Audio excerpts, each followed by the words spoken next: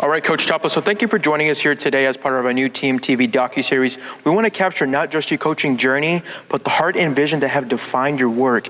You have influenced countless athletes, and we're excited to dive into your story here today. So let's start off with this. Introduce yourself. What is your role here? And sitting here in this gym right now, what does this place mean to you? Well, I'm Coach Chapa. I'm the head volleyball coach here.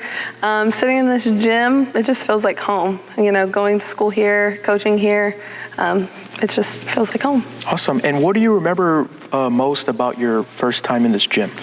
I just remember just an overwhelming feeling of like a place where I needed to be. I was supposed to be. I transferred schools here, and it was just a place that was welcoming and inviting, and so it's like I said, feels like home. Okay. And was there a specific moment where you knew like volleyball was more than just a game for you? I think my entire life growing up, both my parents coached, so I was around volleyball a lot, and I always just really enjoyed it, and I don't really know when the shift was where like I went from athlete to coach, but it was always just something that I was passionate about, and you know, if I could make a career out of it, why not make a career out of something I love a lot. Yeah, and tell me about your volleyball years here at Tolosa Midway High School. So I went to school here only my junior and senior year, but they were a great experience. Coach Horton, who's now Westcott, was my coach here, and I had a great time being here. And like I said, I felt instantly welcomed, and it was a place that I could be myself and I can enjoy the game. Okay.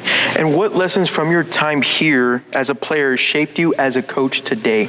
I think the biggest thing is I wanted to create the same environment. Going to Tolosa Midway and being a part of this community is something that is very special. There's a big sense of inclusion and welcoming, and really just making sure that as a coach, I wanted to do the same thing for my athletes that stepped foot in the gym. So I think that's really what I took away. Like when I was treated that way as a high school student here and by the coaching staff that was here, I wanted to create that same feeling for my athletes. All right. And how did you decide you wanted to be a coach here, or a coach in general? I think just growing up, being a part of the sport, like I said, I wanted to do something that I was passionate about, and I'm passionate about volleyball. I, eat, sleep, breathe volleyball. If you ask me what I'm doing, it's probably something related to volleyball. So I think it was just kind of like easy. It was an easy decision. And do you remember your first time here as a coach, like the first practice, like what was going through your mind?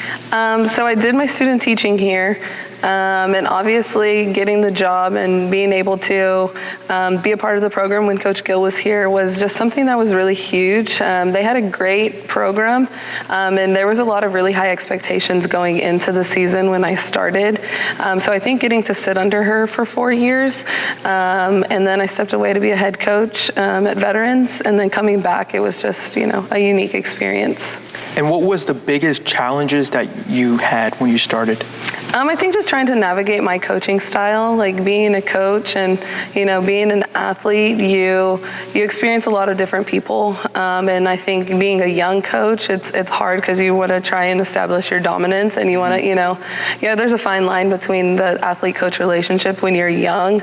And I think as I've gotten older, I've been able to find a better balance of that, like being firm but fair, and not trying to be, when you're younger, it's just you have to be a little bit more direct and have the reins a little tighter. And then I think as you get your veteranship and you have more experience, you can relax and kind of, ease into it a little more. Yeah.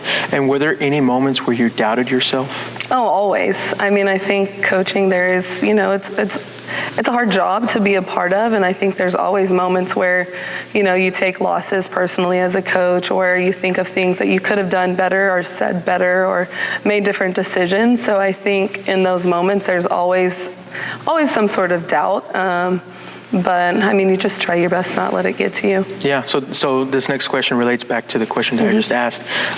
So how did you push through those moments? I think it's, relying on your coaching staff, one, and then having a close group of people who, family is really important to me. So my husband and people in my life to rely on too in those moments where things are really tough, like maybe you had a really tough practice or you had a really tough loss, to be able to just, ground yourself and focus on the things that, that bring you joy in those moments. So I think, having a circle of people that you can trust and talk to and who know what it's like to be a coach really help you through those days.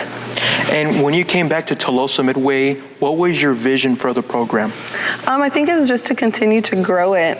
Coach Gill, when we were here, did a really great job of, obviously going to state is the end all in any sport.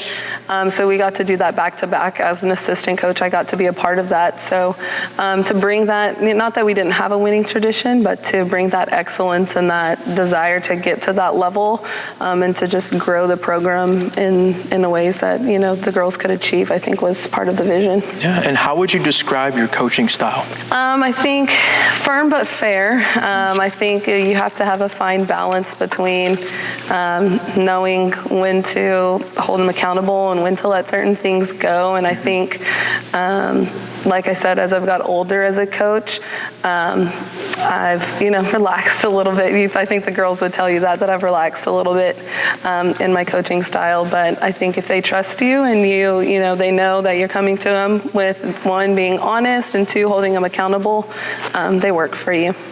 And what do you look for in a player beyond skill? I think just coachability and desire to learn and want to grow. I think those are the biggest things. Skill is easy to teach, but coachability, desire to learn, willingness to be a good teammate, those are all things that are important. And what's your proudest accomplishments in this team? I think they make me proud every day. There's different things that they do. They work hard, and any day that they come in here and they give me their best, they make me incredibly proud. And how do you create a family atmosphere among these players? I think it's just creating a vision of unity. I think we work really, our staff works really hard to try and bring all three teams together. So working hard to, obviously varsity is where you want to be, but creating some equality between the teams. We practice all three teams together on Wednesdays, so I think that really creates a sense of unity in the program. So I think just doing little things like that. And has there ever been a season that it's really tested you?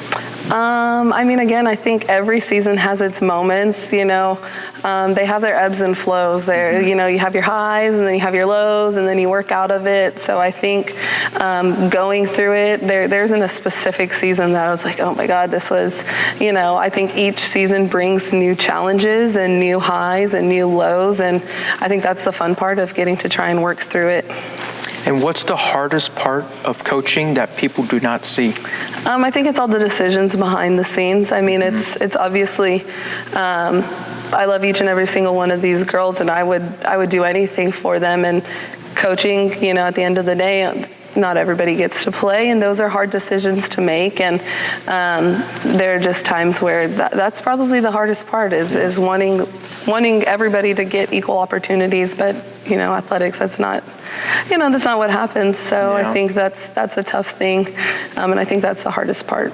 And how do you handle losses both on and off the court? I think, again, I rely on the people that I'm close with, our coaching staff and my family to get me through those times. There are times where, as a coach, I think all of us take losses personally, and we just nitpick every decision we made or everything we did, and how we could do better.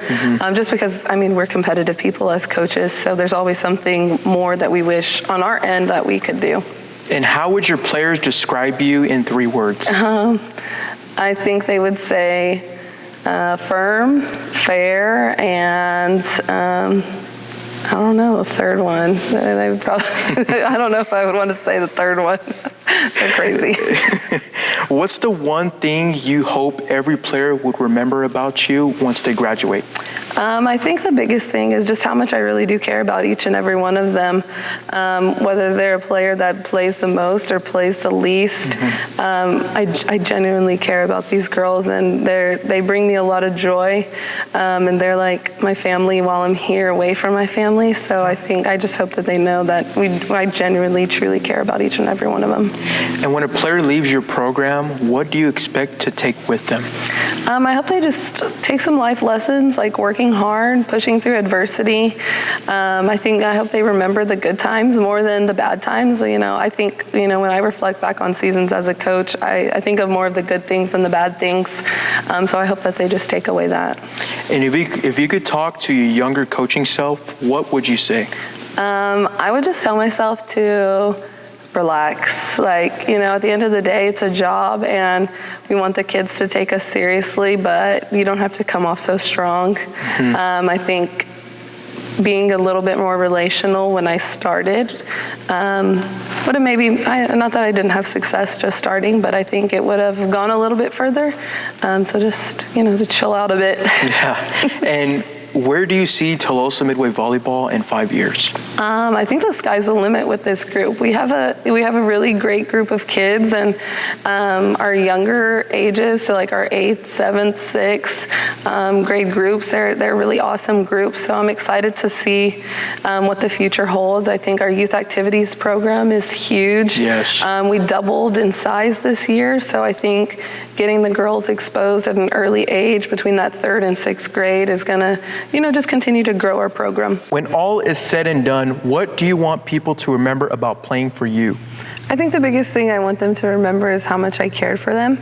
Not the good, not the bad, not how many times we won or lost, but that I truly and genuinely care for each and every player that's a part of our program. Okay, well, thank you for joining us here today on our new Team TV docuseries. Thank you, Eric, for having me.